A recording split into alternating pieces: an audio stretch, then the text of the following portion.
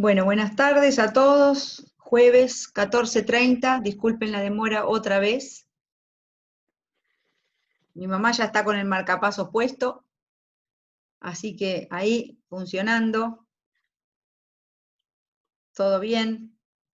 Todavía no vuelve para mi casa, así que hoy a la noche me voy a ir a quedar con ella. Aparentemente la van a poner en una pieza común. Así que se viene ahora el cuidado más otra vez, por ahí ya vuelve a casa, el cuidado intensivo por parte nuestra. Nos dejaron, los del hospital nos dejaron descansar unos días, dijeron, bueno, descansen un poco a los hijos y ahora vuelta a cuidarla nosotros, con todo el cariño que se merece. Así que bueno, se irán enterando por cómo tenga que ir haciendo pero por suerte vamos cumpliendo con todo lo que, más o menos con todo lo que tenemos que hacer con la materia. Está el tema de los seminarios que tenemos que hablar. Capaz que eso, podemos, y vemos cómo va hoy, o la próxima clase, por ahí el martes que viene, podemos hablar sobre los seminarios para que ustedes ya se puedan ir poniendo a leer, pero para eso tienen que elegir qué temas van a hacer. Entonces, eso es una cosa que tenemos que hablar, les voy a mostrar después los artículos que hay y desde ya los que pudieron empezar a verlos o los que ya tienen una idea, después me pueden contar por privado, por ahí para no hacer tanto lío, me mandan un mail, dicen Silvia, yo quiero hacer esto porque tal cosa, bueno, ahora van a ir viendo, digamos, todos los temas que estamos viendo en la materia, porque la idea del seminario es que ustedes puedan leer un artículo o una parte, un capítulo de un libro, lo que fuese, también un artículo científico o un artículo de divulgación, también podría ser, donde se traten los temas que vimos, ¿no es cierto? No que sea una cosa totalmente divorciada de lo que estamos viendo. Entonces ya van ustedes teniendo ahora, a esta altura del partido, una visión más acabada de lo que es la materia. Bueno, en ¿cómo se llama? En el campus, acá voy a abrir el campus, y se los voy a compartir. En el campus entonces todavía no subí. ¿Estamos viendo el campus, Tefi? Sí, gracias. Mi principal asistente es Tefi, que la veo ahí siempre. Gracias. Entonces lo que tenemos acá es clase 9, dinámica parte 2. Ahí dice clase 7, 8, esos números no se están manteniendo, pero sí ustedes fíjense por dinámica parte 1, dinámica parte 2. Después yo cuando subo las clases de Zoom, como vieron, les pongo, por ejemplo, un nombre que tenga que ver, ¿no? Que esté, a ver, por ejemplo, oh, no quise hacer eso. Creo que cuando uno se para acá arriba, dice... Haga clic, no, donde estaba el simbolito de play en el medio, y ahí lo ve. El nombre quiero ver. El nombre sí tiene que entonces hacer clic arriba e irse a YouTube, pero... No, yo quería ver, claro, yo quería ver el nombre. Bueno, pero el nombre, si ustedes ya algunos lo estuvieron viendo, yo trato de ponerle la fecha de la clase y más o menos el tema que fue, y si es hasta una determinada diapositiva, si no es entero, si es desde la diapositiva tal o cual, para que ustedes se vayan ubicando, porque las clases no están completas, ¿no? Sino que son varios Zooms a veces. Entonces, en el nombre de la clase, bueno, yo les voy poniendo la fecha y más o menos de qué se trata. Me falta entonces subir la de la primera parte de dinámica, que la terminamos el otro día. El PDF está aquí, que después vieron que cuando yo subo las clases de Zoom, no sé si vieron, que queda medio escondido el PDF, porque, por ejemplo, acá en la de 5 y 6 de balance de sal y calor, acá no está el PDF y cuando uno, no está el PPT de la clase, y cuando uno cliquea, como está metido dentro de una carpeta, digamos, los Zooms aparecen con ese formato de tocar acá y entrar directo al video, porque lo estoy poniendo directamente con el link cuando lo subo, y entonces por eso aparece así. Pero si ustedes tocan en el aquí,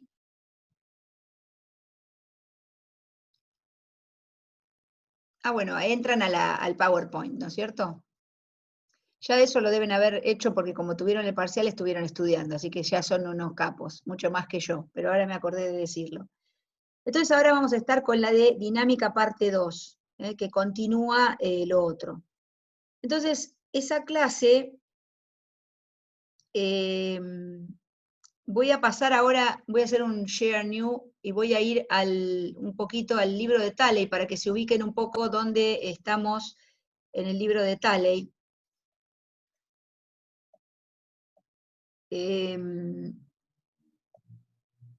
Bueno, espero que estén viendo el contenido del libro de Talley. ¿Sí? ¿Lo están viendo? Sí. Ok, el capítulo 7 dice procesos dinámicos para la circulación del océano, para una descripción de la circulación del océano, o para la circulación del océano de forma descriptiva. De lo que hablábamos el otro día, de las olas, que son ondas de gravedad, de la marea y de la oceanografía costera, en el capítulo de Talley está en el libro de Talley en el capítulo 8. ¿Sí? Eso no lo vamos a tocar mucho en la materia, ¿está bien? El que esté interesado en mirarlo, eso, en leerlo y hacerme alguna pregunta, o hacernos alguna pregunta, no hay problema, pero no es lo que vamos a dar en la materia con énfasis, digamos. Por ahí si tenemos un poco de tiempo, sí.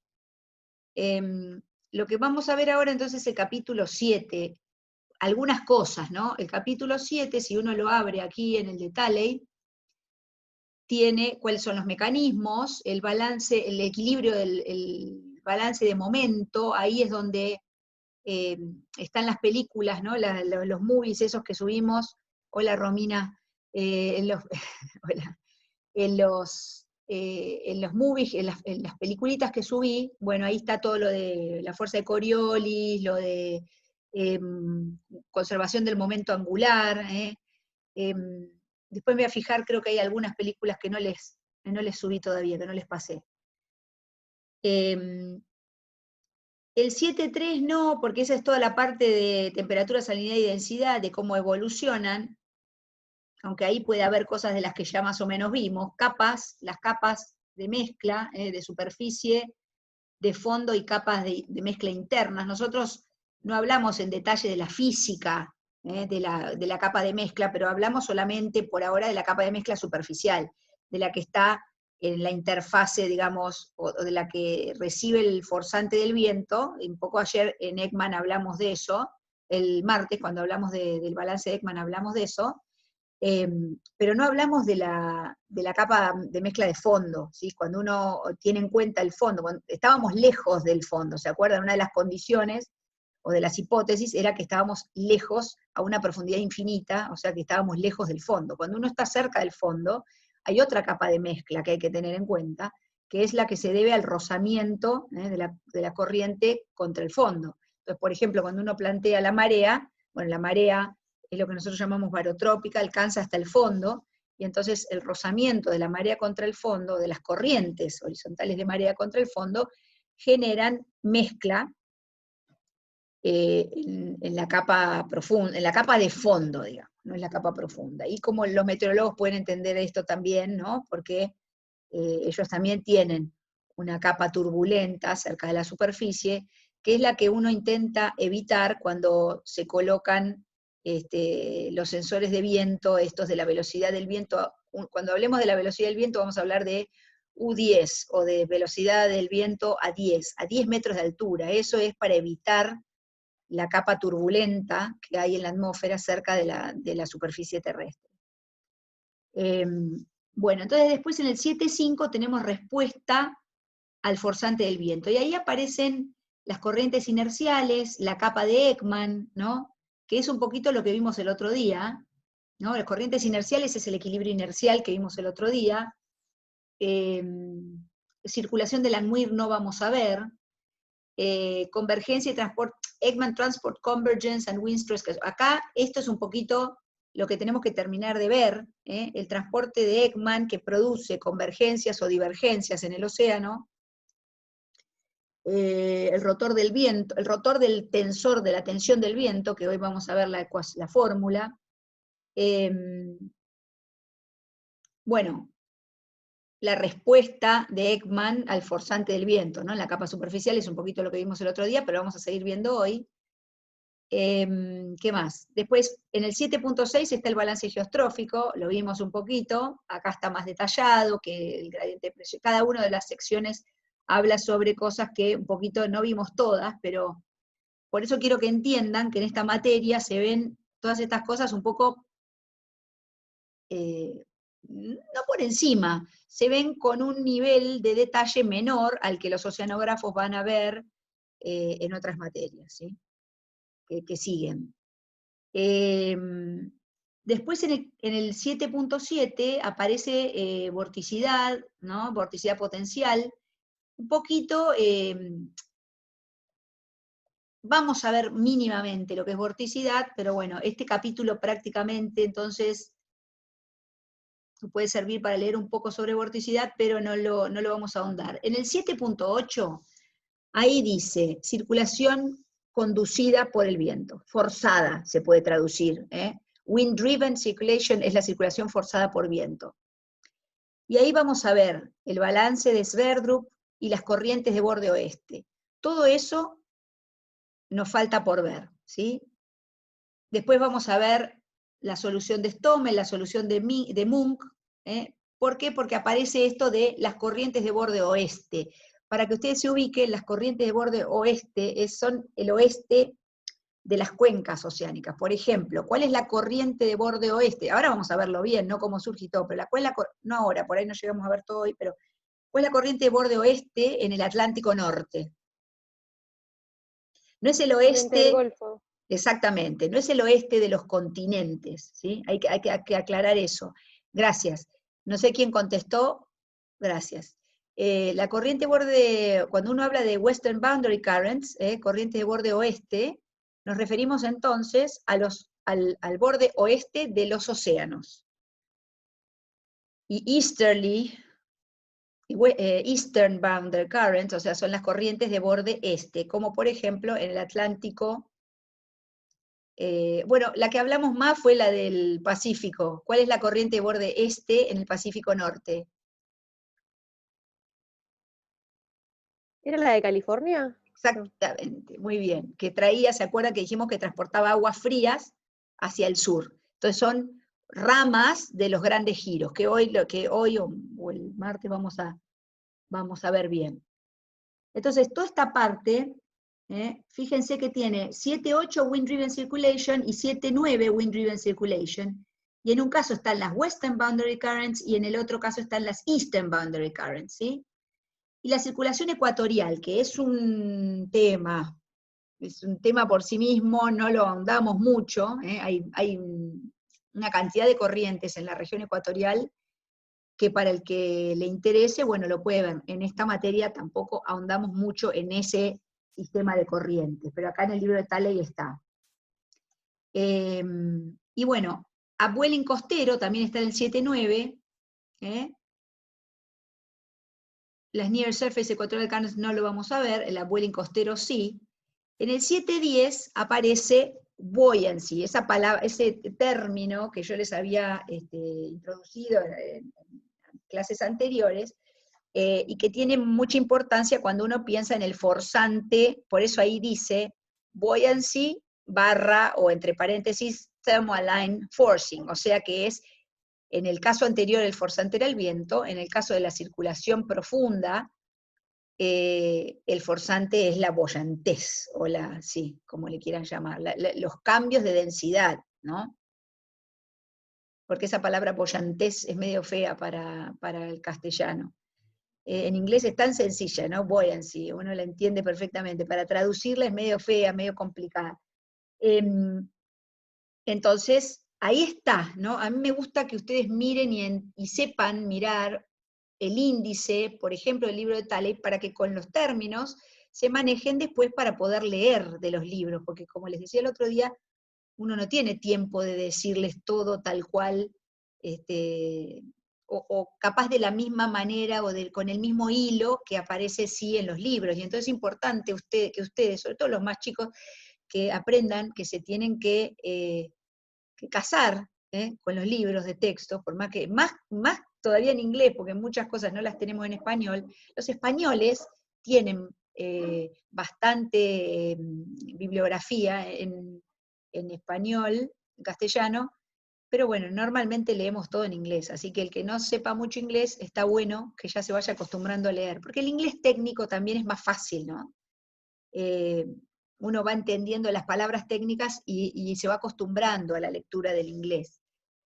Entonces, termina el 7-10, que no vamos a ver todo lo del, pero un poco el tema de la circulación profunda, como ya la estuvimos viendo, y ya ahí aparece el 8, y en el 9, 10 y 11, 9, 10, 11 y 12 son, perdón, digamos, de 9 al 13, habla específicamente del Atlántico, del Pacífico, del Índico y de los dos océanos que están en los polos, digamos, del océano Ártico y del océano Austral, o el Southern Ocean, como se dice en inglés.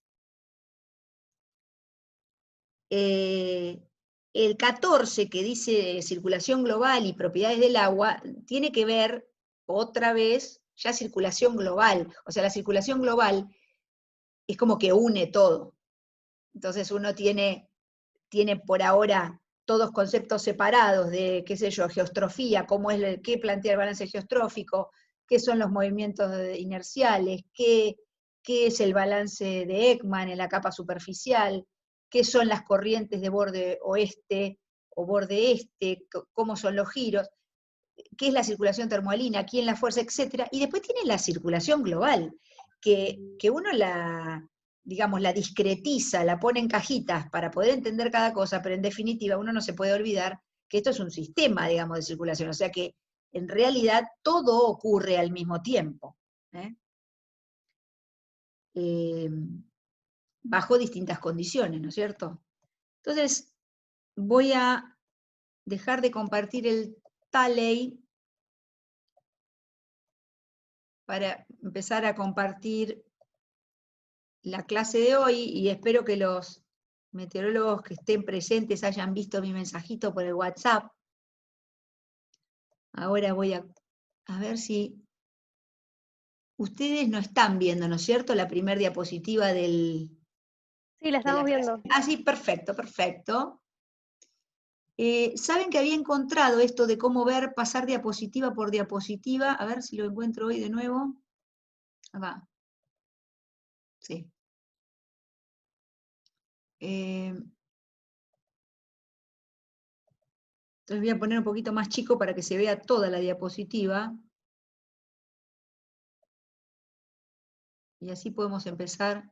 Ahí está, creo que así se van a ver bien todas. Porque de nuevo es un PDF que no tengo en la versión del PowerPoint, está en mi computadora de la oficina en hidrografía naval. Ese no tenía no tengo el PowerPoint. Bueno, siendo las 14:50, entonces vamos a empezar con el PowerPoint de la parte 2 de dinámica. Y ahora vamos a ver un poquito más, llegó el momento de ver un poquito más sobre el viento. ¿Alguno de los meteorólogos se anima a prender el micrófono y contarnos un poquito esto del modelo de 3 celdas? Si quieren usando todas las gráficas o la que más les guste. ¿Quién levanta la mano? Estoy segura de que ustedes lo saben explicar muy bien. Hola. Hola. Acá Esteban. Esteban, gracias. Dale. Bueno, nosotros sabemos que en la Tierra hay un superávit de calor en lo que es toda la parte central, ¿no? Lo que es el Ecuador, y un déficit en lo que son los polos, ¿no? Por un tema radiativo. De acuerdo a esto, para que la Tierra tenga un balance de esta energía, ¿no? que pueda compensarse, tiene que haber un movimiento. de algo que haga que se traslade el calor. Entonces, nosotros lo que tenemos para transportar el calor de un lugar a otro es con el viento. Y originalmente se hablaba de un modelo unicelular que luego se descartó por él, obviamente se consideraba en su momento porque el modelo que se usaba era un modelo unicelular donde no había rotación, donde no había continentes ni nada. Entonces, ese modelo se descartó y se utiliza este modelo de 3 celdas, donde se divide la circulación en 3. O sea, tenemos por un lado la celda de Hadley, que es la que va entre 0 y 30 grados, en donde tenemos convergencia en 0 grados, el viento sube, hay divergencia en altura, y luego hay subsidencia en 30 grados. Por eso que son las zonas de 30 grados son las zonas de alta presión.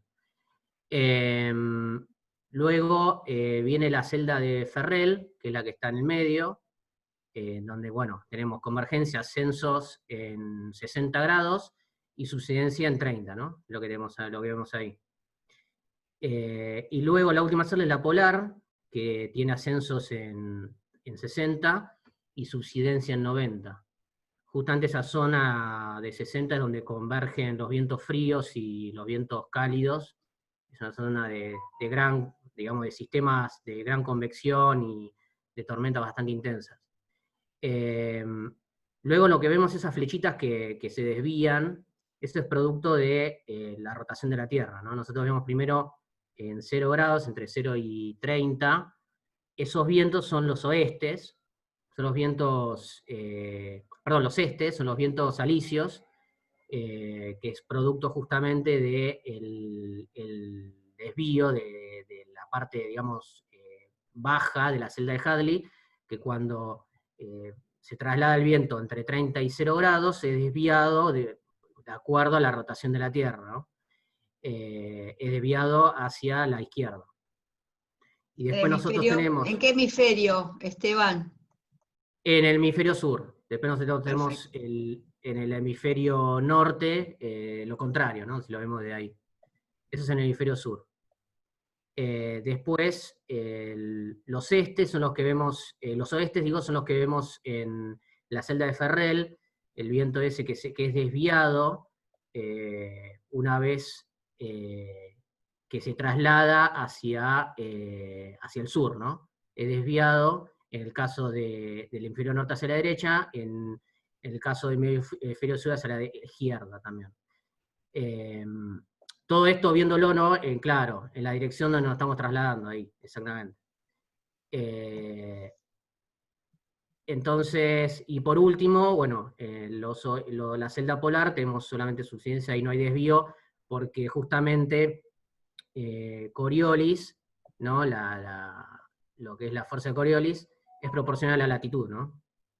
Entonces, mientras más recorrido tenga, más es digamos, lo que se nota en ese desvío, ¿no? Por eso que cuando hablamos en la clase pasada de situaciones digamos, de movimiento muy, muy chiquito, es imperceptible el efecto de Coriolis, pero obviamente en movimientos grandes sí ya se nota el efecto, ¿no? Pero bueno, ese es más o menos a grandes rasgos lo que es el modelo este de 3 celdas. Buenísimo, Esteban, espectacular, me encantó.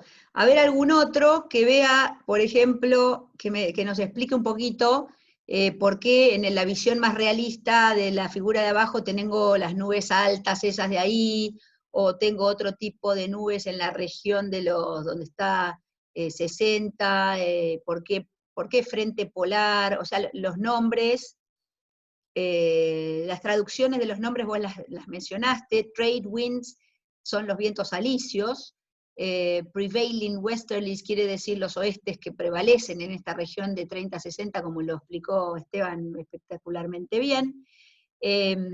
Algo para decir del frente polar y las nubecitas por ahí, ¿qué les parece? Si alguno se ofrece.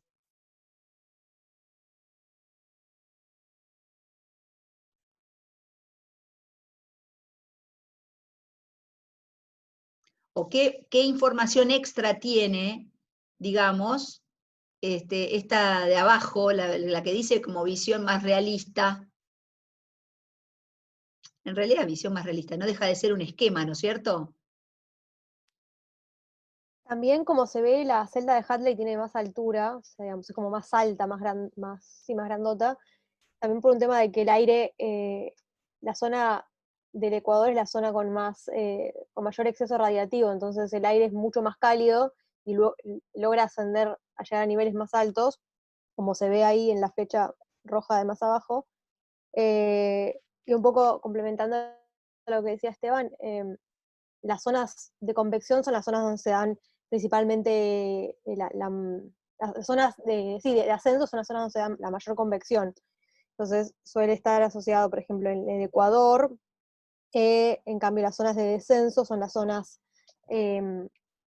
donde se suelen formar las altas presiones en superficie, lo que lleva a zonas con poca nubosidad. Y no me acuerdo muy bien lo de la nube que dijiste más chatita, pero ahí puede ser también porque se están encontrando aire de dos celdas distintas. El aire quizás un poco más cálido, que viene de latitudes medias, con el aire frío polar, que viene de la celda polar. Y la formación de nubes es distinta con el encuentro de esas dos masas de aire. Bueno, Claro, ahí ¿quién era que vemos habló? además, Pará. Valentina. Ok, Valen. Esteban, ¿estás hablando? Sí, o sea, ahí donde vemos A, B, esos son, A es alta, B es baja, esos son lo que decía justamente Valentina. Y lo que es, claro, lo que dice Cecilia también es verdad, tiene en cuenta también que se achata la atmósfera en los polos, y ahí lo que vemos en el Ecuador, un tipo de nubosidad es clásica porque justamente el aire es muy inestable y puede justamente producir condensación a grandes alturas, ¿no? Por eso produce ese tipo de nubosidad eh, eh, convectiva, ¿no? Ese tipo de nubosidad de desarrollo vertical que se llama, justamente es producto de esto, la inestabilidad del aire en esa zona, y puede condensar a varios niveles. Eso se ve bien con un sondeo, por ejemplo. Y en la zona de 60 grados ahí es donde se forman los frentes. Es el tipo también de nubosidad producto de los frentes, donde se forma una cuña entre el aire cálido y el aire frío. Acá lo estoy dibujando, a ver, voy a ponerlo en otro color. A ver, chicos, esto que dibujé en fucsia, ahí hay una... esperen, voy a sacar todo mejor. Ven que acá hay una línea, lo que está diciendo Esteban es, ¿ven esta línea? Que es, digamos, la zona de donde se tocan, digamos, las masas de aire que vienen desde la región de 30 a 60 con las que vienen desde 90 hacia 60, ¿no es cierto? Por eso acá toda esta región, que se llama frente polar, es lo mismo en el hemisferio sur, ¿no? También hay un frente polar. Toda esa región es una región frontal. Ahora la pregunta para los meteorólogos es ¿por qué acá no aparece ningún frente? Entre 30, digamos, en esta región de aquí también hay encuentro entre, o no, porque acá hay divergencia. ¿Por qué acá no hay? O sea, ahí hay convergencia en altura y divergencia en superficie. La celda de Ferrel tiene un comportamiento opuesto. Exactamente. Exacto. Entonces, esto que ven acá, esta región de aquí, en superficie los vientos divergen, se separan. Ven que para el resto digo, ¿no? Ven que la flecha en la que dice acá W y E se separan. Entonces, en superficie, en esta región que estoy marcando con verde, hay divergencia de los vientos. Van hacia el norte y hacia el sur. En cambio, en esta región, donde dice Polar Front, es toda una zona donde se encuentra convergencia del viento en superficie. Entonces ahí es donde se encuentran y se llaman frentes, ¿no? En el Lo que dice océano... Cecilia disculpa, lo que dice Cecilia es verdad, que ahí dice que en 30 grados es donde se encuentran los grandes desiertos, ¿no?, en el mundo. Ah, claro, acá en 30. En la zona de 30 coincide, ¿no?, con, por supuesto, justamente porque son vientos que facilitan, digamos, la evaporación, facilitan, ¿no? Son las zonas más secas. Una cosa más, gracias, lo de Cecilia lo está diciendo, ¿dónde? ¿Por qué no lo veo? ¿Lo está diciendo en el chat? Sí, sí, en el chat. Ay, paren, ¿y yo por qué no veo el chat? Tengo que poner en algún lado que me permita ver el chat. Acá. Ay, ahora sí, gracias. Cecilia, las nubes son más chatas porque el tope de la atmósfera es más bajo. En Z los descensos provocan secamientos, coincide con zonas desérticas. Ok, estoy sin micrófono, perfecto. Bueno, los demás, ¿entendieron todo lo que sus compañeros les explicaron? ¿Quieren hacer alguna pregunta? Yo no sé lo que es subsidencia. Dale, ahí te van a explicar. Subsidencia es el descenso de aire, básicamente. O sea, el aire, por ejemplo, en 30, el aire converge, es decir, dos masas de aire se encuentran en altura y hay descensos, para hacerlo bien, como bien simple. Aquí es convergencia, le voy a poner una C, en altura. Eso hace que el aire descienda, ¿sí? Y entonces a este movimiento vertical descendente se le llama subsidencia. En el océano hablamos de hundimiento. Es lo mismo, mismo concepto. Uno tiene una celda, como cualquiera de estas, ¿no? Voy a hacerla acá bien, bien, digamos, esquemática. Acá, por ejemplo, si el aire asciende, aire o agua, lo que fuese, o también el magma, porque esto funciona de la misma manera en la tierra sólida.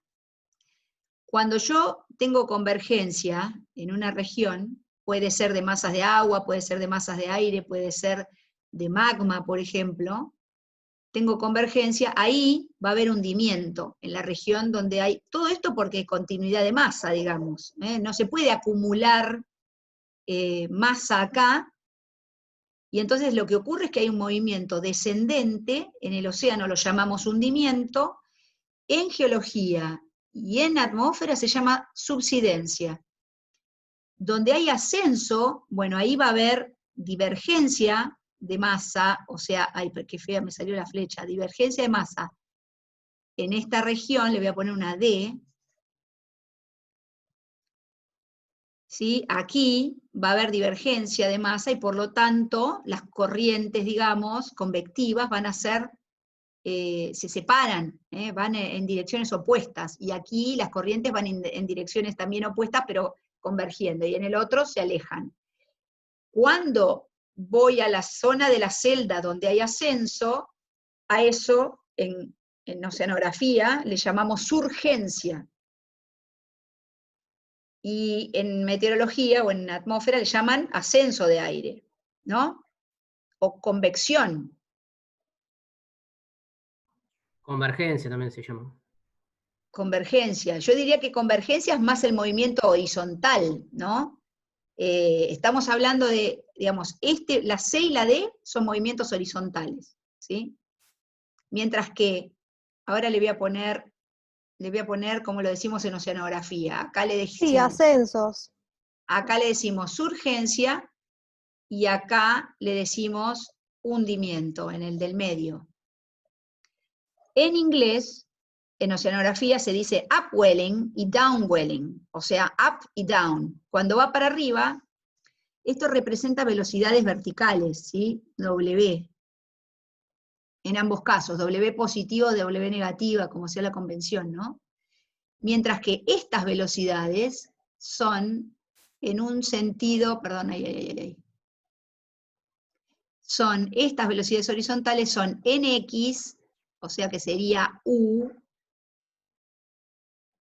y en Y, o sea, en sentido norte-sur, y eso va a ser B. A estas le llamamos velocidades horizontales. Movimiento horizontal, y este es un movimiento vertical. En la columna de aire o en la columna de agua, o si estamos hablando de convección en tierra, digamos, en lo que es el magma, van a tener zonas de surgencia de magma en, por ejemplo, todo lo que es la región de la dorsal mesoatlántica o en las zonas donde hay formación de islas volcánicas, por ejemplo, ¿no es cierto? ¿Estoy bien, los geólogos? Ah, bien, acá Daniela me dice, iba a aportar eso, dentro de la Tierra ocurre algo parecido con las celdas convectivas. Entonces, chicos, esto no es ni más ni menos que dinámica de fluidos. Los fluidos en la Tierra, en el aire y en el océano tienen distintas densidades, tienen distintas viscosidades, pero los procesos físicos que ocurren con ellos son exactamente los mismos y la descripción es la misma. El tema es que cambian, entonces, las densidades, las viscosidades y también, por supuesto, las escalas, ¿no? Las escalas tanto espaciales como temporales.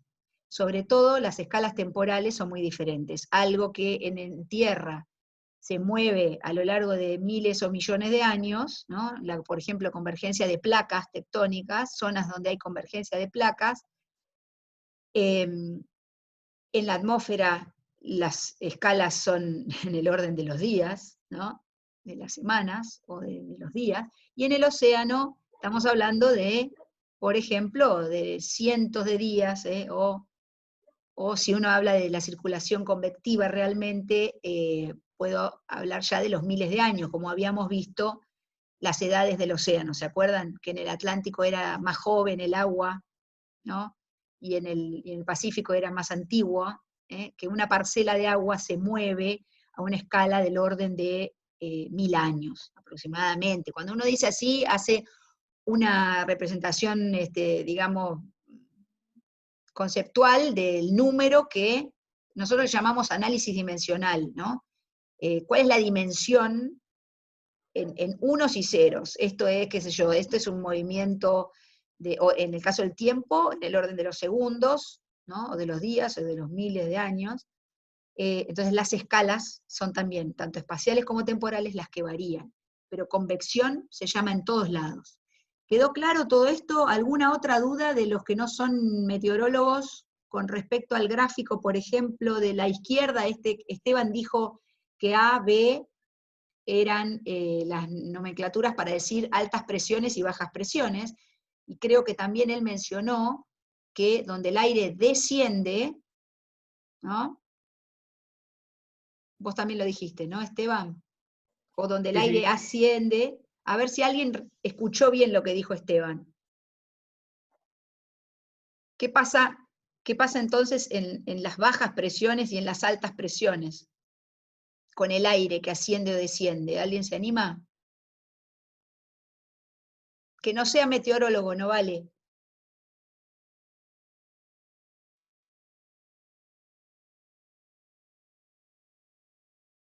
Esto tiene que ver con la... Tiene que pensarlo, lo pueden pensar por ejemplo, relacionarlo con la densidad, qué pasa cuando la presión disminuye y aumenta.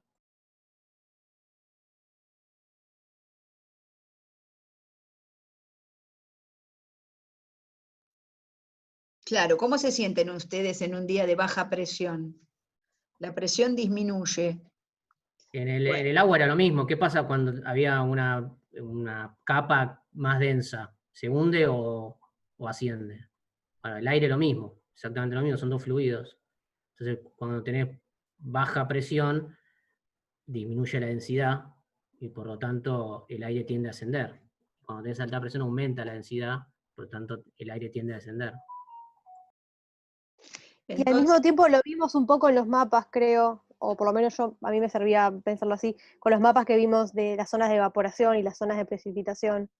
Las zonas de precipitación son las donde suele haber más nubosidad, en cambio las zonas donde había mayor exceso de evaporación son, por ejemplo, las zonas de bueno, no los desiertos no es el caso, pero las zonas donde no tenés menos precipitación, que es donde se suelen dar las altas. exacto. O sea, para los que no están acostumbrados, yo diría que podríamos, chicos, a ver qué les parece a ustedes, ya que todo el mundo escucha seguramente los pronósticos del tiempo, ¿no? Que podemos relacionar la alta presión con el buen tiempo. O sea, día despejado, sol en general, ¿no es cierto? Y podemos relacionar la baja presión, la voy a poner en otro color. Ahora me cambió todo, qué vivo, ¿no? Yo quería cambiar solamente este, bueno. Y podemos relacionar la baja presión, con acento va, con mal tiempo o con lluvia, ¿no? ¿Están de acuerdo? Eso, no tan matemático, pero básicamente está dado acá, ¿no? La baja, esta baja que se muestra en la región ecuatorial, esta baja está asociada con estas nubes. Por eso Esteban habló de convección que llega hasta niveles más altos, ¿no? Porque las diferencias de presión que hay y de temperatura son más importantes en la región ecuatorial. Acá al lado tienen otra celda convectiva, pero que es más, no sé si la voy a poder mover, otra celda convectiva, pero que es un poquito menos alta, quiere decir que no en todos los lugares la altura de las nubes generada por estas bajas presiones va a ser la misma. Quiero decir, esto es bastante esquemático, no es que uno tiene exactamente la baja presión siempre en el mismo lugar, sino que son zonas de bajas y altas permanentes, se le llaman semipermanentes, y por supuesto hay pasaje de bajas, por ejemplo, de bajas presiones, que por ejemplo en la zona nuestra, en el Atlántico Sur, hay lo que se llama el cinturón de bajas presiones, que está coincidiendo bastante bien con la zona de la, digamos, de la corriente circumpolar, y ahí hay centros de baja presión que salen, ¿no?, desde la región antártica, desde la región polar, y viajan, dirigiéndose, por ejemplo, hacia el norte, hasta llegar a veces hasta Río de Janeiro, las bajas presiones, generando tormentas, o sea, y moviendo el aire, no en forma permanente, sino que, por supuesto, con distintas escalas, ¿no? Hay zonas donde hay, estamos hablando de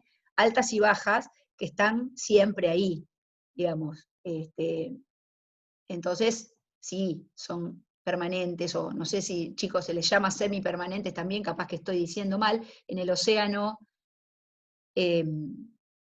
hay altas y bajas también, y las llamamos por ahí semipermanentes, no sé, la del Atlántico Sur.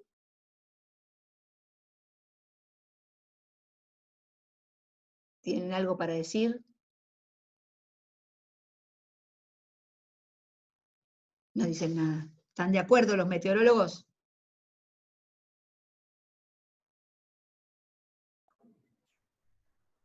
No escuché esa parte, lo de las altas, sí, las altas son semipermanentes ahí en la zona de 30 grados.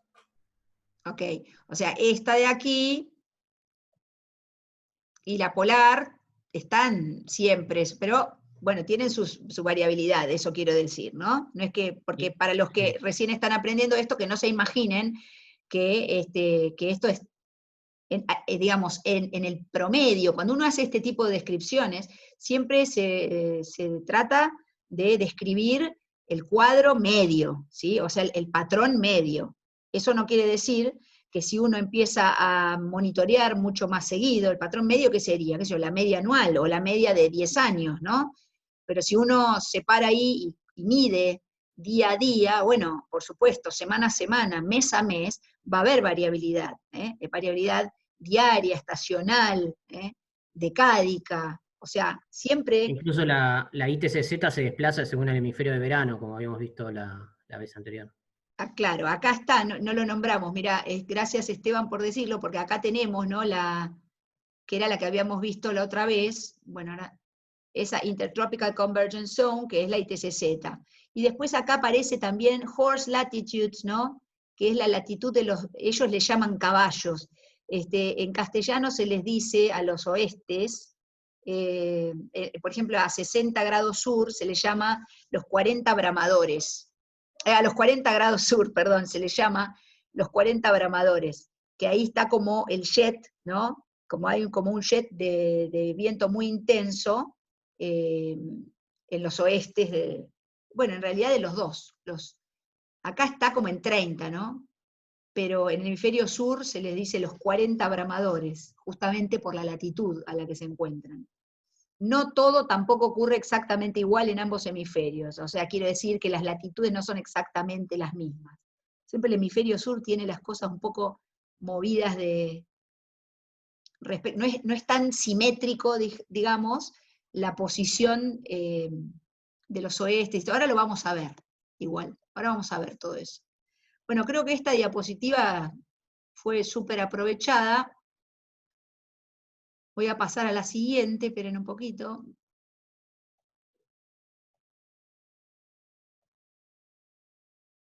Tengo que borrar los carteles porque... Ahí está. Es un poco más de lo mismo, ¿no? Ah, bueno, ¿quién fue Hadley? Porque hay una de las celdas que se llama la celda de Hadley, que es la celda, digamos, que va desde el Ecuador hasta los 30, y lo que se distingue aquí, más allá de lo que ya hemos visto, es, claro, otra vez la latitud de las altas. Ahora H es high y L es low. Lo mismo que era A y B, ahora está en inglés H y L, ¿no? Entonces, donde tenemos las altas, ¿sí?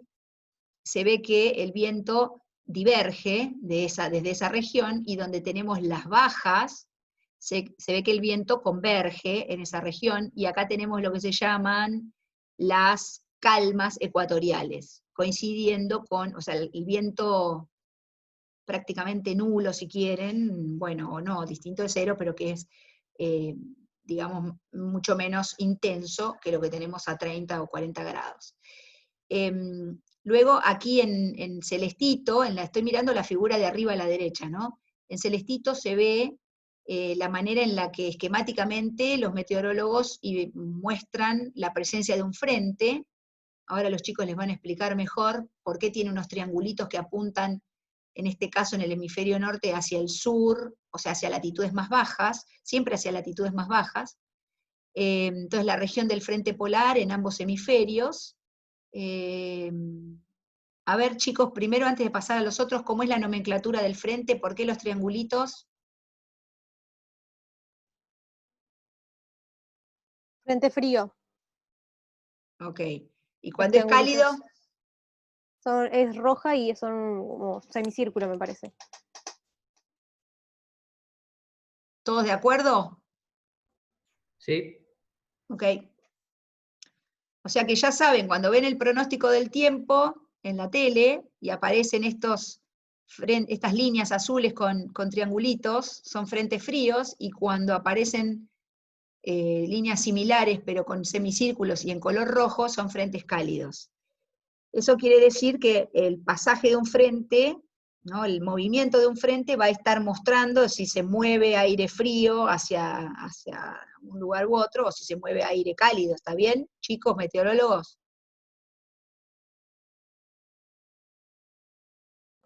Sí, sí, tal cual. Son más potentes, ¿no?, los frentes fríos que los cálidos por el desplazamiento que hay de aire. Ok, acá dice Cecilia, SIP. Perfecto. Buenísimo, gracias Esteban, todos, Valentina, Cecilia, y la geóloga, que no me acuerdo, Daniela creo que era. Bueno, aquí tenemos otra vez lo del ascenso de aire en zonas que están, de zonas de baja presión, asociado por supuesto a lluvias. Las liñitas turquesas son lluvias. Las zonas de alta presión en superficie, entonces están mostrando descenso de aire, y además tienen flechas de colores rojas y turquesas que están mostrando de alguna manera esquemáticamente que es aire caliente que asciende o aire frío que desciende, ¿no?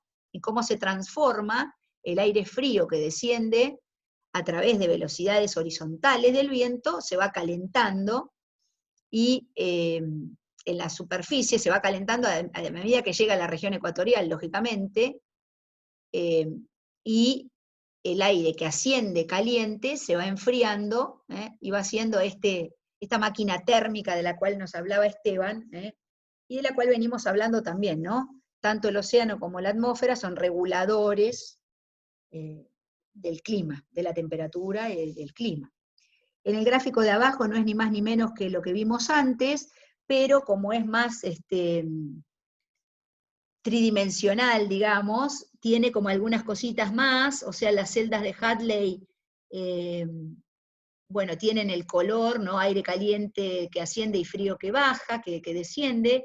Después tenemos las nubecitas, fíjense la parte de las nubecitas blancas en la región ecuatorial, que está mostrando eso mismo que habíamos visto de formación o de convección profunda, digamos, o sea, que hay ascenso de aire y que hay formación de nubes altas, o de gran desarrollo vertical, digamos. En la región de los estes polares también aparecen las nubecitas, el que quiera buscar una imagen satelital en las regiones polares sabe perfectamente, y además claramente está todo frío y nevado porque la precipitación excede en esas regiones, ¿no? Hay gran precipitación, y bueno, estas son zonas donde también a los 60 está todo muy nublado. Cuando uno busca una imagen satelital de color real, que son las que uso yo para clorofila, es muy difícil encontrar una imagen despejada al sur de determinada latitud, ¿no? Al sur de 50, no necesariamente exactamente 60, pero... ¿qué más tenemos acá? Creo que las temperaturas, ¿no? en la Tierra están esquematizadas donde dice la baja ecuatorial. Doldrums son las calmas, el término en inglés para decir calmas. Trade winds, ya les dije, vientos alisios. Toda esta región es donde tengo la manito, es una zona que está caliente, por lo tanto está en rojo, después aparecen colores amarillos y verdes, y finalmente en las regiones polares los colores más celestes indican temperaturas más frías. O sea que la temperatura va disminuyendo, como ya sabemos, desde el Ecuador hacia los polos. Y me parece que el otro que está a la derecha era el mismo que ya habíamos visto, tal vez no hicimos la aclaración de upper winds y lower winds. De esto tenemos algo para decir, chicos, de los vientos bajos, en las capas bajas y en las capas altas.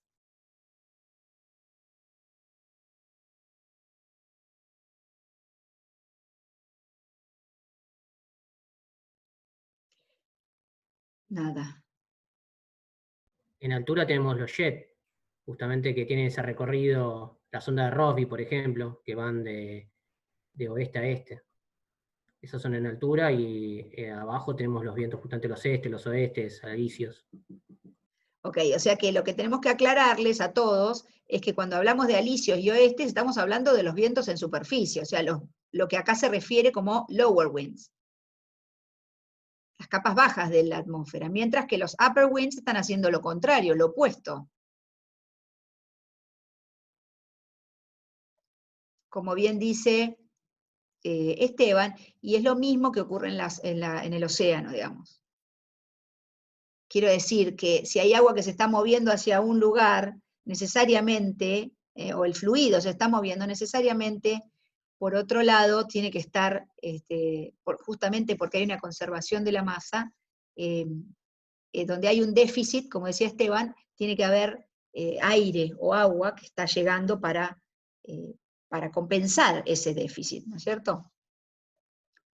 Bueno, perfecto, vamos a ver la siguiente, diapositiva 3, y ahora, pum, cambiamos a variaciones de la temperatura superficial de la Tierra. Un poco, justo estaba hablando de eso cuando veíamos los colores del diagrama anterior, pero ahora son variaciones, y esto es tendencia de la temperatura superficial. Esto tiene que ver con calentamiento global, digamos, esto es básicamente el mapa que hay que mirar, o el tipo de mapa que hay que mirar. Este es en particular un índice que se llama LOTI, en grados centígrados, de cambio, o sea, cambio de este índice esto está actualizado al 2019, desde 1930 hasta 2019. Y esto representa los valores altos que están en rojo, ¿no? Representan las máximas tendencias, y los valores que están en celestes y violetas representan tendencias negativas, o sea que ahí se está enfriando. Y por supuesto, donde está el 0 implica que nada está ocurriendo. Es muy poquitos los lugares donde está ocurriendo nada o está aumentando poco, digamos, la temperatura, o se está calentando poco. Las regiones donde tengo celestito, ¿no es cierto? Donde tengo celestito, que serían aquí, por ejemplo, en la región antártica y en la zona del Atlántico Norte, donde sabemos que es muy cerca de la zona de formación de agua profunda. Las regiones de mayor tendencia al aumento de la temperatura son las regiones continentales, grandes continentes, como lo que es toda la parte de Asia. Aquí en la zona por supuesto, del Ártico, sabemos que se está derritiendo el hielo en el Ártico. Y también tenemos, por supuesto, en los grandes macizos continentales, como en África y en América del Sur, ¿no? Tenemos toda una región que tiene niveles prácticamente similares a los que tengo acá en Rusia, o en América del Norte, o en África, o al norte de África. Y también hay una zona en la Antártida, en la parte de la península antártica, muy ahí localizado, bastante localizado en la zona de la península antártica, ¿no? Acá tiene el sitio donde ir, ustedes pueden buscar estos mapas, hay de distintos, este en particular está hecho para el mes de abril, ellos los hacen mensuales, y además están siempre actualizados. ¿Por qué estoy mostrando esto? Seguimos con la 4. Bueno, sabemos que entonces el movimiento del aire, de las masas de aire y de las masas de agua, se da justamente por las diferencias de temperatura que tenemos en la Tierra. Uno de los motivos, ¿no?, de los forzantes. Bueno, hay anomalías de temperatura tanto en tierra como en el océano. Entonces acá, creo que estas yo se las había mostrado ya en alguna otra clase. El amarillito muestra temperatura del aire en superficie, el celeste muestra temperatura del agua en superficie, y se le pasa un filtro pasabajo se llama, por eso el lowest smoothing, es para suavizar la curva, porque si no, fíjense que si uno deja la variabilidad de alta frecuencia, le decimos, ¿no? O sea, de lo más cortito en el tiempo, el periodo más corto, entonces uno como que pierde un poco lo que está pasando. Quiero ver la tendencia, entonces hago un filtrado, suavizo la curva, le saco los extremos, y cuando suavizo la curva amarilla me queda la roja, y cuando suavizo la curva azul de los cositos celestes me queda la azul. Entonces lo que muestra esto es que, y estamos hablando de anomalías, o sea, cambios en la temperatura. ¿Qué quiere decir? Que el 0, si tengo un valor de 0, quiere decir que no cambió nada. Si tengo un valor negativo, quiere decir que si la anomalía fue negativa, se enfrió. Y si tengo un valor positivo, una anomalía positiva, quiere decir que se calentó. ¿Por qué? Porque es respecto del 0. Por eso digo, no son grados centígrados en términos de temperatura real, sino que son grados centígrados en términos de anomalía. ¿Qué diferencia hay entre un año y el promedio que se tomó para calcular esto como el pivot, digamos, la referencia? Y lo que muestra este gráfico es que a partir de, digamos, ustedes saben, ¿no? Toda la parte de la era industrial, o sea que acá tengo desde 1880 hasta 1900, casi después de 1880 pega una crecida importante, la anomalía aumenta, ¿sí? Tiene un sentido, la curva es positiva, digamos, tiene valores negativos, pero que se van haciendo cada vez más chiquitos, y a partir de ahí sigue creciendo. O sea, hay una época en la que más o menos se mantiene estable por debajo de cero, y después la tendencia es a crecer todo el tiempo. Pero desde más o menos la década del 70, desde 1970 en adelante, la marcha, se le dice, la marcha de la temperatura, de lo que muestra la anomalía, es siempre creciente. Y hubo momentos en los cuales las curvas, tanto el océano como la atmósfera, estaban separadas, y otro momento en el que ambas estaban juntas. ¿Y eso qué quiere decir? Que, bueno, la variabilidad, porque lo que estamos mirando acá son los cambios, no es que la temperatura es la misma, sino la magnitud y el signo de los cambios, ¿no? Entonces acá medio centrado en 1960, bueno, hay toda una época, digamos, donde se mantuvieron más o menos estables, ¿no?, las anomalías en ambos, tanto la atmósfera como el océano, y a partir de ahí empezaron a crecer. Pero las anomalías positivas son de mayor magnitud en lo que es temperatura del aire que en lo que es temperatura del agua. Bueno, un poco ya habiendo visto todas las propiedades del agua, sabemos por qué esto ocurre. Es mucho más difícil calentar el agua que el aire. El calor específico del agua es alto, y por eso uno le puede entregar energía y que le cueste levantar la temperatura. Y esa propiedad tan importante hace que el océano sea un gran regulador del clima en el planeta. Seguimos con la otra.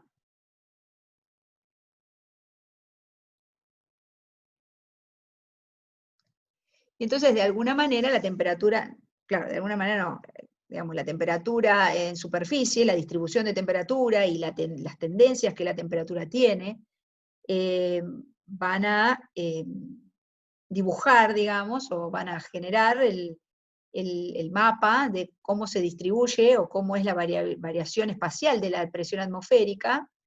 Y bueno, lo que estamos viendo acá es un mapa justamente del patrón de presión atmosférica, donde podemos ver las máximas presiones, en este caso están en rojos, por ejemplo 1020 en la zona del Atlántico Norte, o es el mismo contorno aquí en el Pacífico Norte, mismo contorno en el Pacífico Sur, mismo contorno de 1020 en el Atlántico Sur, y en el Índico no tenemos el centro de alta presión que sí tienen el Atlántico y el Pacífico, justamente por la geografía, por la geometría que tiene el Océano Índico.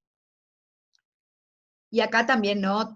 Ustedes, creo que ya ha habido una discusión súper interesante respecto de los monzones en la zona de la India, y bueno, es una zona muy particular, ¿no? La zona del norte del Océano Índico. Y tenemos el cinturón de bajas presiones, lo que yo les decía hoy, en toda la región, que coincide un poco con el Southern Ocean, con el Océano Austral. Y la parte sur, digamos, de la corriente circumpolar. Fíjense que ahí tengo todo 990, 990, 990 contra 1020,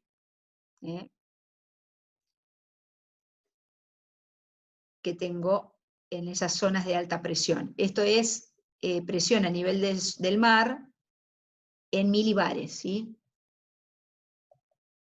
Entonces, a partir de estos centros de alta y baja, hay una relación, ¿no es cierto?, por supuesto, con lo que pasa en la superficie libre del mar, con lo que pasa en la atmósfera y con lo que pasa en el mar.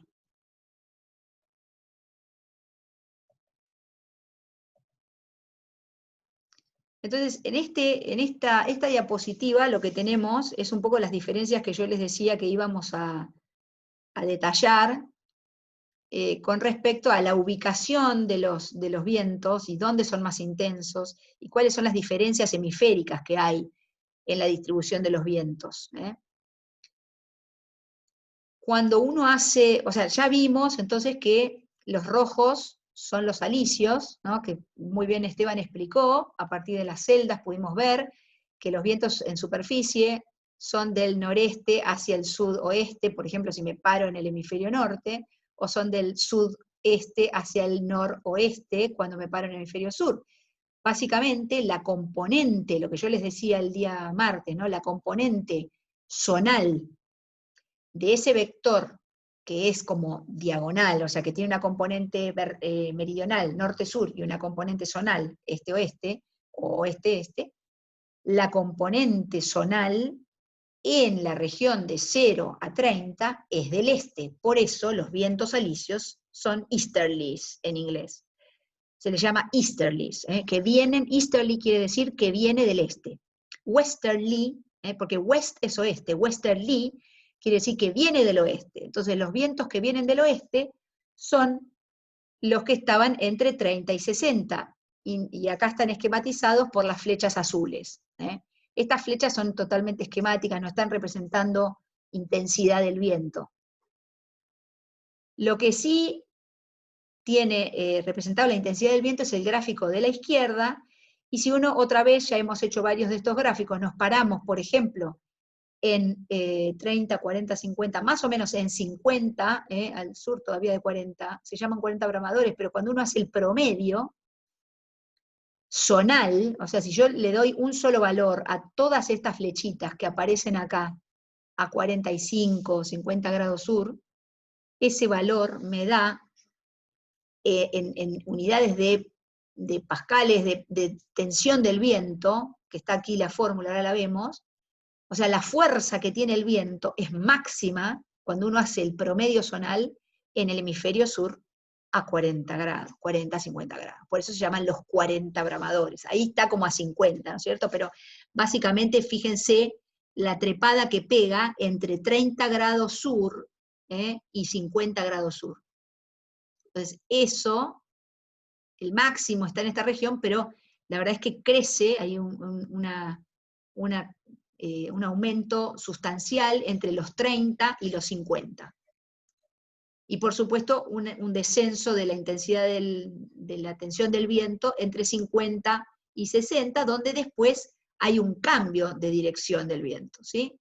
Aparecen a 70 y a casi 90 o 85 grados, aparecen dos flechas importantes en el hemisferio sur, que en el hemisferio norte no están. Obviamente, la geometría de la Tierra, en el hemisferio sur tenemos el continente antártico, en el hemisferio norte no hay continente, ¿no? Justamente está el océano Ártico, entonces los vientos, por esa diferencia de distribución de masa continental, son bien diferentes, ¿no es cierto? Cuando uno hace el promedio, en el hemisferio norte tengo vientos que prácticamente son calmas, cerca de 70 y de 85, mientras que en 70 y 85, las mismas dos latitudes, tengo vientos intensos, de tensiones del viento del orden de 0.05 o casi 0.1. Fíjense la máxima ¿cuál es? Esta es menos 0.1. Positivas son para el oeste, y negativas son para el este. Y acá dice 0.15, negativa 0.15, ¿no? Sería este máximo. O sea que ese, si promedié todo, quiere decir que ya le maté, lo mismo que hicimos con la curva esa que tenía picos, filtré. Y promediar es hacer un filtro, es sacar la alta variabilidad, la variabilidad de alta frecuencia, filtré. Promedié todo lo que pasa a esta latitud, y obtengo un valor que es el valor máximo global, ¿está bien? Quiere decir que esa es la región que en promedio es la de mayor intensidad de viento o mayor tensión, en este caso la variable que estamos viendo es la tensión del viento. ¿Cómo Silvia, se calcula perdón, Sí. no, ¿el máximo ese no sería hacia el oeste? Usted dijo que los valores negativos eran hacia el este, hacia el este. No, No. es hacia el este, digamos, es hacia el este, pero acá la escala, yo estoy diciendo cómo está tomada en el gráfico, ¿sí? La escala, fíjate, esto está puesto exactamente para estas latitudes, ¿sí? La figura de la izquierda se corresponde exactamente con la figura de la derecha, la del mapa. Entonces, la tensión del viento en esta convención se toma positiva hacia el oeste y negativa hacia el este. La tensión del viento. Listo, aquí, genial. en este gráfico, ¿sí? lo que vos me estás diciendo es cómo tomábamos las corrientes, ¿está bien? Las corrientes, ¿te acordás que decíamos que U es positiva hacia el este? Ahora este gráfico nos está mostrando tensión del viento, y la convención que está utilizada aquí es valores negativos. Tendré que ver si está bien o no, porque no me acuerdo, si está bien o no los menos, pero claramente, a ver, aumentémoslo un poquito, yo creo que estoy viendo que son valores negativos.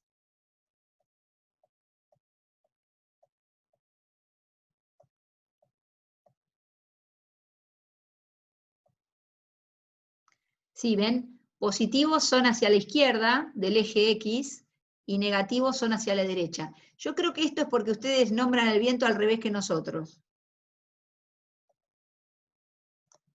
O sea, acá está el hecho de que sea menos para el este, y la corriente y las velocidades U positivas son hacia el este. Esto es por la convención opuesta que tenemos entre oceanógrafos y meteorólogos. Porque ustedes, ¿cómo llaman? Ustedes que, por ejemplo, si yo tengo un viento del oeste, los oestes, ¿cómo son las velocidades en U? ¿Positivas o negativas?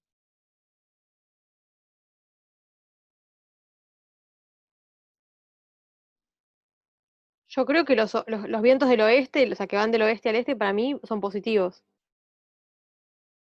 Bueno, eso hay que chequearlo, porque la corriente seguro es positiva, pero justamente lo que yo les digo es eso, de que hay que tener cuidado porque el viento y la corriente no tienen la misma convención, está al revés.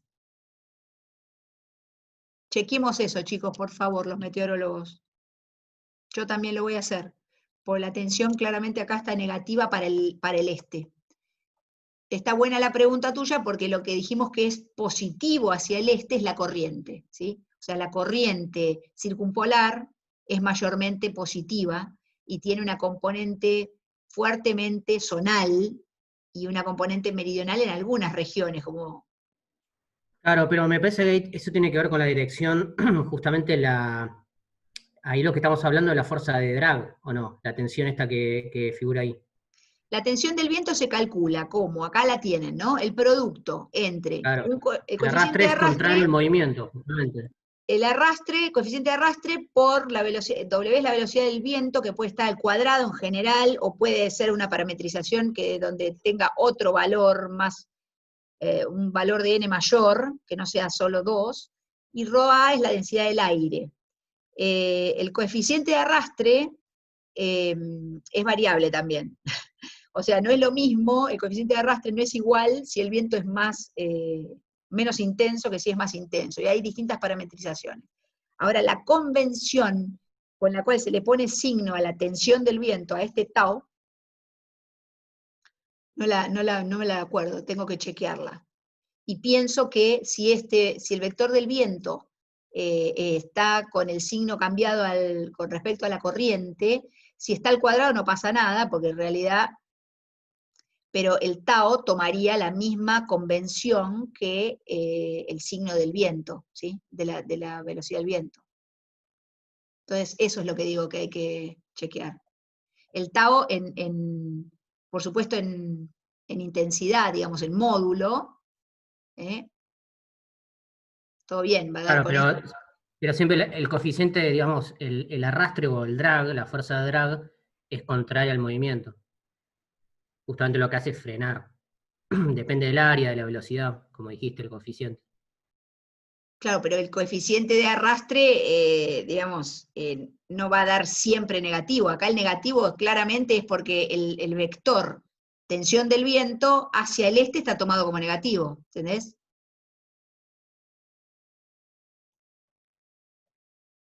¿Me explico? Acá el valor, Sí, sí. menor que 0 o mayor que 0 está tomado por convención para ese vector tau. Pero bueno, esto es lo que yo les decía el otro día. Claramente este es un tema de convención. Acá lo que entendemos muy bien es que los vientos soplan de oeste a este, ¿sí? En la región entre 30 y 60, que es en magnitud el máximo valor.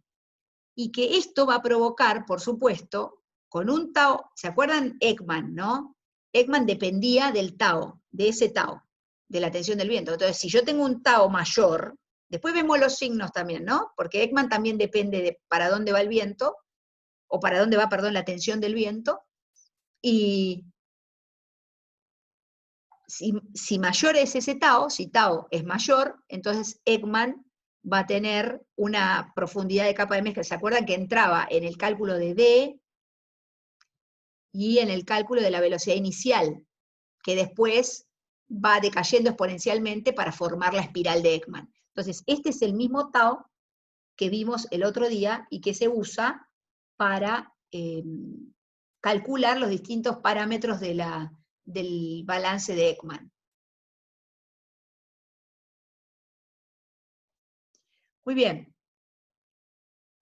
Entonces, una vez que ya más o menos vimos todo eso, ahora tenemos que pensar en esto de upwelling y downwelling en el mar.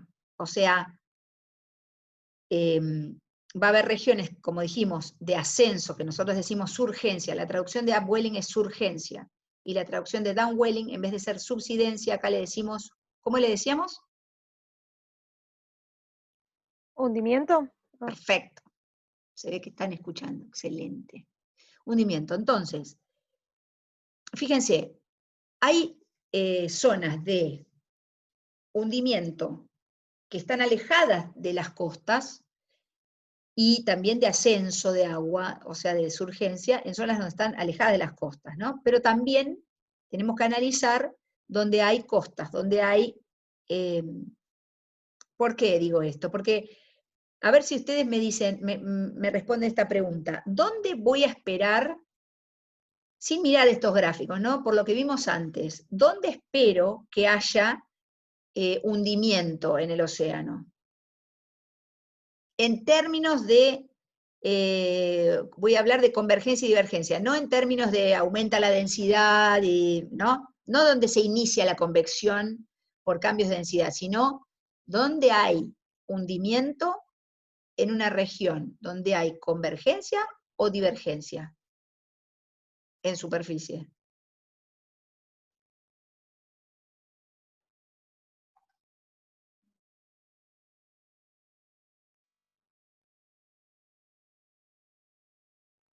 Acuérdense de la celdita esa horrible verde que hice antes. ¿La convergencia en superficie no causaría el hundimiento? ¿Cómo es otra vez? Decime la frase con firmeza y con convicción. La convergencia en superficie causa el hundimiento. Perfecto, ahí me gustó. La convergencia en superficie causa hundimiento, porque no puede eso permanecer ahí aumentando, sino que va a haber un superávit, como decía en los términos de Esteban, ¿no? Como una mayor cantidad de masa ahí, y eso se va a, de alguna manera, equilibrar a partir de esa conservación de masa, tiene que darse a partir del hundimiento. Y cuando hay hundimiento, porque hay convergencia en superficie, claramente en el fondo del mar va a haber divergencia. O por ahí no es en el fondo del mar, por ahí es en alguna capa intermedia, como podría ser una termoclina muy marcada, por ejemplo, porque el hundimiento, piensen que las velocidades verticales en el océano, tanto el hundimiento como el ascenso, son velocidades muy bajas, muy chiquitas. Si uno las compara con una corriente, son, no sé, varias órdenes de magnitud menores. De hecho, no las podemos medir, no hay sensores para medir esas velocidades, porque son demasiado bajas, no tenemos ningún equipo con tanta, digamos, resolución para resolver valores, no tenemos equipos todavía para resolver valores tan bajos de velocidad. Y por eso todo esto lo hacemos a partir de cálculos de ecuaciones, midiendo con mucha precisión temperatura, salinidad y presión. Y esos cambios de densidad tan pequeños que sí podemos estimar a partir de la ecuación de estado del agua de mar, como sí podemos medir la temperatura, la salinidad y la presión con tanta precisión, entonces ahí podemos ver si hay valores muy chiquitos, cambios muy chiquitos en la densidad, y con esos cambios podemos después llegar a estimaciones de velocidades verticales, o por ahí poniendo alguna tinta y viendo cómo se difunde, o sí, algún producto químico, digamos, como para ver con qué velocidad se difunde ese trazador. O podemos usar otro tipo de trazadores que existan ya en el océano, que no naturalmente, sino que por ahí fueron inyectados en el agua en alguna época, no sé, en la Segunda Guerra Mundial, etc. Pero básicamente no es posible medir las velocidades verticales justamente por lo chiquititas que son, por lo pequeñas que son. Entonces, esas velocidades verticales, como bien dijo, ¿quién fue la que dijo la afirmación de donde hay convergencia de superficie hay hundimiento? Yo, Victoria. Victoria, perfecto. Entonces, Victoria, esos descensos de ese hundimiento de agua puede que no tenga intensidades tan importantes como para atravesar, por ejemplo, una termoclina permanente muy marcada, por ejemplo. Eso dependería de en qué lugar estoy, ¿sí? O sea, la termoclina es una barrera, donde se termina la capa de mezcla y empieza la termoclina, es una barrera para las velocidades verticales, tanto de ascenso como de descenso. Y a la vez, donde la termoclina no está presente por algún motivo, o debajo de la termoclina pueden ocurrir otras cosas. Los procesos que están ocurriendo pueden pasar en forma diferencial entre la capa de mezcla y la capa profunda, o la capa de mezcla y la termoclina. Entonces no pierdan de vista este océano de 3 capas. Muy bien, entonces decimos acá, en estos dos gráficos que tenemos arriba a la izquierda, claramente tenemos la costa, muy bien dibujada, ¿no? Entonces está la costa, en el de la izquierda, por ejemplo, tenemos vientos del sur, southerly wind, ¿no? Viento que viene del sur, viento sur le decimos acá, en castellano. Viento del sur. Ahí dice transporte de Ekman. ¿Se acuerdan que habíamos visto la clase pasada, esa flecha gris con la cual yo me había equivocado, ¿no? Y que pensando que era el viento inicialmente, y que realmente el viento era para el norte, y que habíamos visto que el transporte de Ekman es 90 grados, ¿sí? A la izquierda del viento por Coriolis, porque lo que plantea Ekman justamente es un balance entre la fuerza de Coriolis y la otra fuerza que habíamos visto donde aparece el coeficiente turbulento, de viscosidad turbulenta, ¿no? Y esa variación de esas derivadas parciales de la velocidad horizontal que decíamos que eran no lineales, ¿no? Entonces, esto es esquemáticamente lo que produce el balance de Ekman en la superficie. El balance de Ekman en la superficie está sacando agua a través del transporte, ese que no dependía, ¿se acuerdan que era la integral? Hacemos la integral y las componentes del transporte daban en el sentido perpendicular al viento. Entonces, el viento viene del sur, sopla del sur, y el transporte de Ekman es hacia la izquierda. Acá está clarito que es el hemisferio sur, el gráfico que estamos mirando. Si el viento viene del sur y tengo la región costera a la derecha, o al este, supónganse, pensemos que esto es la costa de Chile o Perú. Pongámonos en un lugar mejor, ¿no?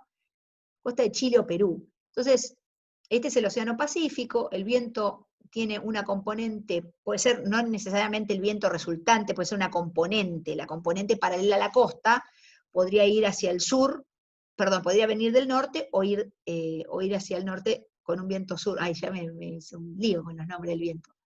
Pero bueno, la flecha puede ser a un lado o al otro como está graficado aquí. Y lo que ocurre con el transporte de Ekman es opuesto, claramente, porque el transporte de Ekman es siempre a la izquierda del viento, en el hemisferio sur.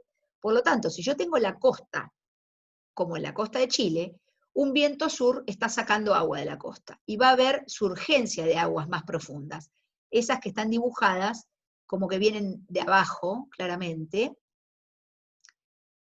Entonces, lo que está pasando en la capa superficial debido al balance de Ekman provoca velocidades verticales en respuesta a eso, para compensar el déficit de agua, porque hay agua que se está moviendo offshore, digamos, hacia mar adentro. Cuando el viento o la componente del viento paralela a la costa es del norte, en la costa chilena, el transporte el transporte de Ekman sigue siendo hacia la izquierda, y lo que ocurre es que ahí pega el agua contra la costa. Por lo tanto, hay convergencia de agua, pero no porque convergen dos masas de agua, sino porque hay convergencia contra la costa. Entonces, lo que hay es un superávit de agua, ¿eh? Entonces ahí, por continuidad de masa, lo que ocurre es que hay hundimiento.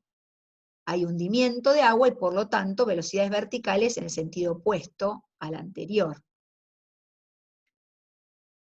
Me quedan pocos minutos y voy a terminar con esta diapositiva antes de ir a las evidencias del upwelling costero y todo lo demás, que era la diapositiva. Esperen que voy a mirar en qué diapositiva estoy. Estoy en la 7 y empezaríamos en la 8 la clase que viene.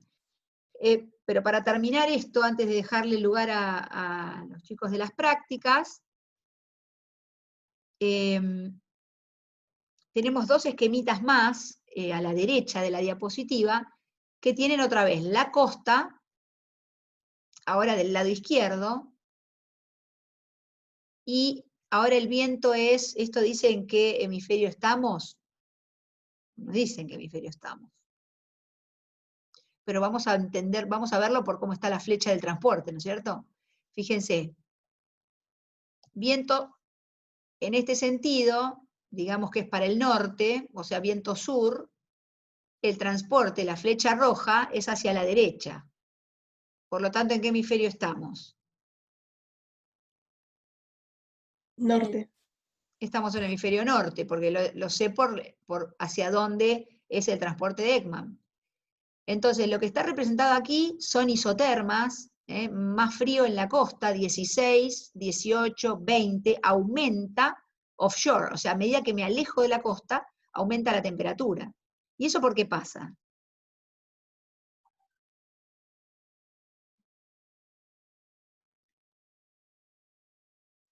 Digamos, ¿es un resultado o es una consecuencia o es un motivo por el cual el transporte de Ekman es offshore?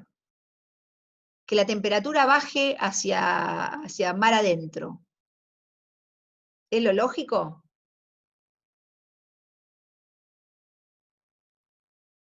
Lo ¿No lógico habrá sería... transporte de agua cálida desde la costa hacia mar adentro? Lo que ocurre, no sé quién es la que está hablando. ¿Quién habla? Yo, Valentina. Valentina. La agua cálida es lógico que esté cerca de la costa, ¿no es cierto? Cuando uno se mete más y más y más y más adentrándose hacia el interior del mar, el agua está más fría, claramente, ¿no? Eso es la lógica. Porque bueno, porque hay flujos de calor entre la Tierra y el océano, pero lo que me muestra, como dice Valentina, si el transporte en superficie, el transporte de Ekman, lleva aguas desde la costa hacia offshore, quiere decir que lo que está llevando es el agua caliente que originalmente estaba cerca de la costa. Y lo que está reemplazando al agua caliente que fue transportada offshore es el agua fría que viene de abajo.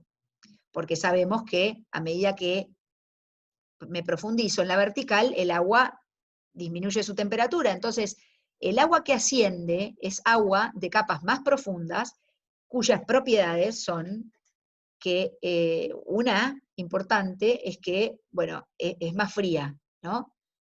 Y la otra es que esa agua que viene de niveles más profundos es más rica en nutrientes. Entonces, cuando hay upwelling costero, cuando hay surgencia de agua costera, eso es un beneficio para los ecosistemas, porque los nutrientes que se pueden consumir, no me acuerdo cuántos biólogos hay acá en la clase, pero los nutrientes que se pueden consumir, que los organismos vivos pueden consumir cerca de la costa, y los pueden consumir rápidamente en la época de primavera y verano, pueden ser de alguna manera, reinyectados a partir del mecanismo de surgencia costera. ¿Sí? Eso es una cosa importante, porque tiene implicancia, todo es importante, pero tiene implicancias biológicas importantes, ¿no? Por eso las flechitas violetas indican que hay surgencia de agua más profunda y que tiene tiene temperaturas menores a 16, y tengo agua que está siendo transportada offshore, y en el medio, si yo miro la vertical, tengo entonces la capa de Ekman, la termoclina, capa de mezcla, y la capa de Ekman, la termoclina, y por debajo de eso tengo el agua fría profunda. Eso en 3 dimensiones. Y en el gráfico de abajo es justamente lo opuesto para el hemisferio norte, ¿eh? Lo mismo que vimos arriba para el hemisferio sur, pero ahora, cuando el viento sopla desde el otro sentido, digamos, pensemos que es desde el norte, entonces, como el transporte de Ekman es a la derecha del viento en el hemisferio norte, lo que va a haber es hundimiento. Y como el transporte está transportando agua superficial, entonces toda este patrón clarito de agua de menos de 20 grados, perdón, de más de 20 grados, es toda la columna de agua de la capa superficial, o sea que está toda homogénea la capa superficial, en una área mucho más extensa que lo que era la homogeneidad de la capa superficial en el grafiquito de arriba. Fíjense que los valores de temperaturas menores a 16 se extienden desde la costa un poquito offshore, mientras que acá, en la de abajo, tengo valores de temperaturas mayores a 20 en todo el esquema. O sea que la distribución horizontal de las masas de agua con distintas propiedades cambia mucho en una situación y en otra, ¿sí? Pero la termoclina sigue estando, aunque las isotermas son muy diferentes, cómo se distribuyen las isotermas es muy diferente en un caso y en el otro, ¿sí? Ese está bueno para que analicen un poquito de eso con más detalle, después la próxima cualquier cosa lo volvemos a ver. ¿Todo bien? Bueno, voy a ver acá de parar el